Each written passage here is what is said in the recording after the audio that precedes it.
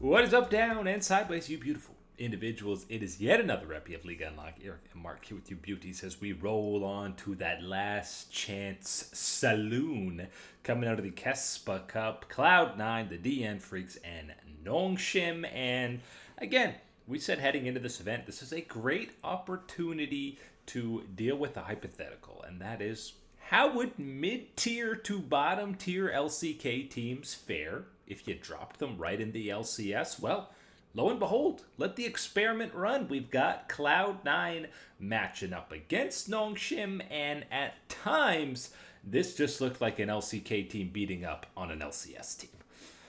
Maybe we implement a lottery system for the LCK where you're drawing and who gets the shortest stick. You spend the year as the LCS guest spot team and you get to dominate a different region. Oh boy, let me tell you, squads like Nongshim and the DN Freaks probably lining up real early for a lottery if that existed, because certainly showing why you would want one of those opportunities yesterday against Cloud9. And listen, this looked like they were going to get 2-0 in pretty dominant fashion. Sven's fallen behind 30 CS, failed blue buff invades out of Blabber. It looked vintage. And then, God bless Vulcan's Alistair and Vulcan kind of just on the day. They find a team fight to get back in game 2, down 5k plus, turn things around. Some actual nice team fighting out of Sven on the Sivir in this series. And we get to game 3. Unfortunately, in Fearless Draft, game 3 appears to be when APA runs out of champions. Oh boy, this is one of the things that we were worried about, concerned about, and frankly, hopeful would be fixed around some time with Cloud9. Now, there has been nowhere near enough time to instantly expect that this is going to be an expanded champion pool, but certainly would have liked to have seen a little bit more. And I think what we saw from him on the Mel leaves you wanting quite a bit more individually. You can extend that in the third game up to Thanatos in the top side on his performance, and frankly, throughout the entirety of this event, hasn't been at that level that you wanted to see him improve against, and especially, going up against what seems to be, yes, established guys, but more or less a middle tier of the LCK when you're talking about guys like Kingen and what they can do, and really struggling against them individually is a disappointing thing to see on the Thanatos side. And then you go down to the bottom lane. And I think it is a split story, because on one side, you're seeing the plays that Vulcan makes, that he made on the Alistar and everything else, and you're saying that this is a drastic improvement, return to form for Vulcan compared to last year, and how troubling it was for him. So to get that contribution is fantastic signs for Cloud9. But then I think you're starting to see a continued regression on Sven individually when we're getting, here you'll get one Sivir game like we got, which was fantastic, which is at that type of level, but it's going to be followed immediately before it with the game on Yunara, and now game 3 where we're locking in Jhin into the first pick, Sion on the other side.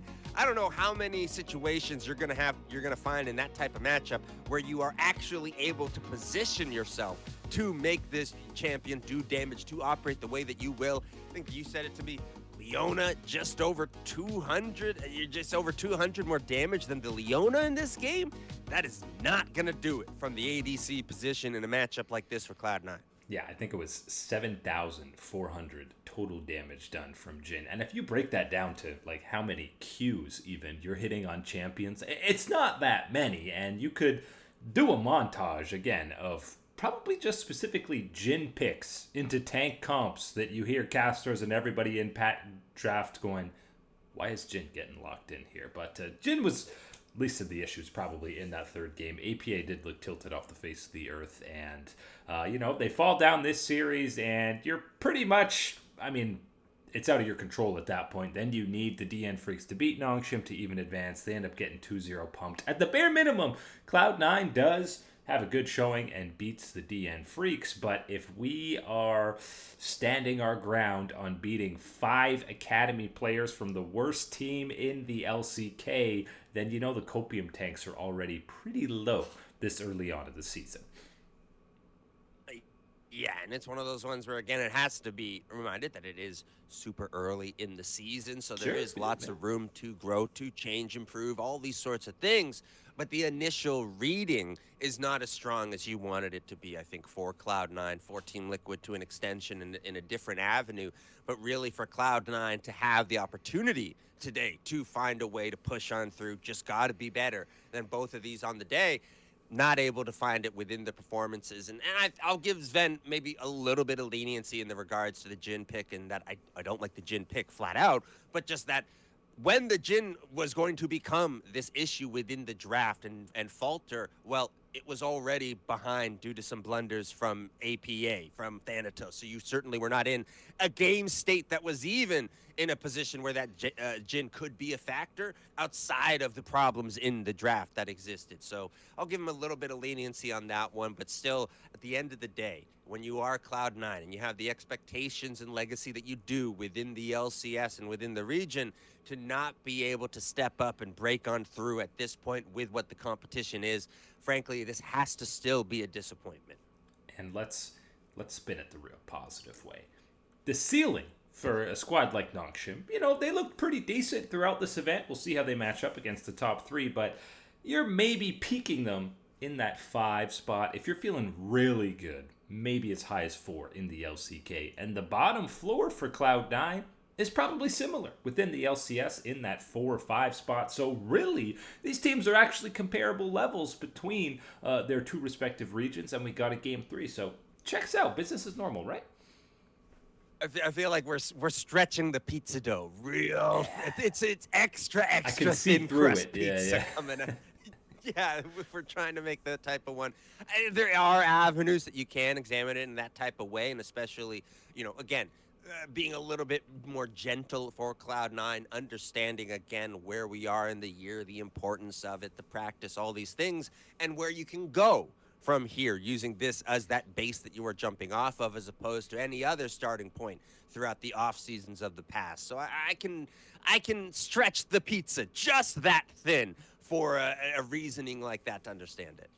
One of the more fun, interesting things throughout this event so far has been these jungle picks. We had Aatrox versus Ambessa jungle in a head-to-head in the Cloud9 matchup, and then we saw Sponge playing jungle Jace. I know we're going to get some sweeping changes heading into 2026, but are these crazy jungle picks going to be here to stick around next year?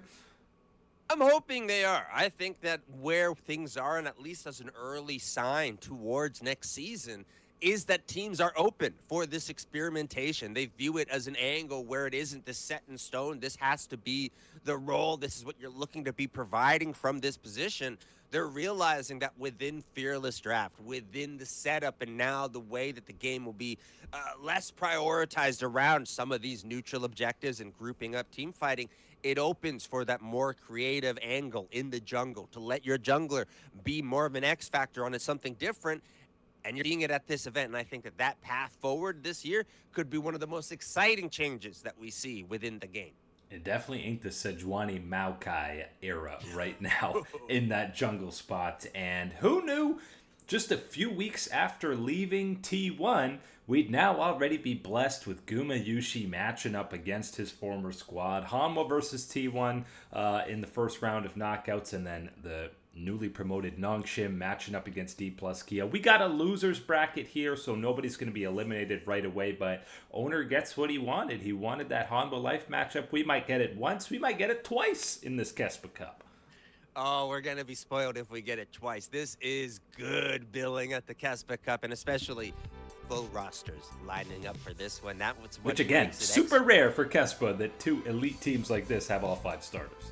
Makes it very different, and it's one of these ones where I think it is the best case scenario probably for both of these squads to get it this early, to get it at an event like the Kespa Cup, and get it at a point in the Kespa Cup where it ultimately frankly doesn't matter, or matters about as little as it possibly could in this situation. So there still is the excitement, the hype, the storyline that is there. But if you are the loser on the end of the day, it's not going to be nearly as painful as any other of these situations, losing to a rival, to this head-to-head in this situation. As we head into it, though, it is so fresh that it is gaining a little bit of extra motivation, a little bit of extra juice to this one. As you said, owner specifically calling out the Hanwha Life squad, and Gumayusi is the squad that he wants to have an opportunity against. And we're possibly getting 2 matches, as you said, for it, but we are guaranteed the one, and man, oh man, it is going to be a bonanza. You know, number one, either or both, Guma and Kyria are both going to cook something up in terms of picks, whether Guma busts out the Samira or something, or Kyria brings out an iconic thing to just make sure we're getting 2v2 brouhahas, and both Owner and Kanavi, I imagine, are going to be spending a little bit of time in the bot lane. I was going to say, I think that's kind of more so my eyes are towards the other guys that are going to factor in within a matchup like this. Yes, there's, of course, all the T1, friendship, family, all those storylines. But how about the guys that aren't part of it? How about Kanavi for Hanwha Life and the factor and the difference that he will be operating in that jungle position compared to how Peanut was operating and facilitating for the team? And then on the other side, you go Pays down beside Kyria in the bottom lane. What he can do different, what style, what life, what flash he can bring to the bottom lane for T1. This head-to-head, it's got it all so early in the year. We are absolutely blessed to get a head-to-head showdown like this. And Pays and Kyria. Pays at least already saying he's expecting, anticipating, ready to play with Kyria for a long time. So as they continue to get synergy again, hasn't even been a month that these two have been properly playing together. So you know they absolutely have a chance of being the best bot lane in the LCK. But this is going to be the first of many head-to-head rivalries between T1 and Hanwha. We'll break down all the Kespa action as there's no break. This thing keeps going until basically the end of the week. But that is it today for Liga Unlock. Eric and Mark here with you. Absolute beauties. Thanks so much for hanging out. And you know we will catch you on that flippity flip.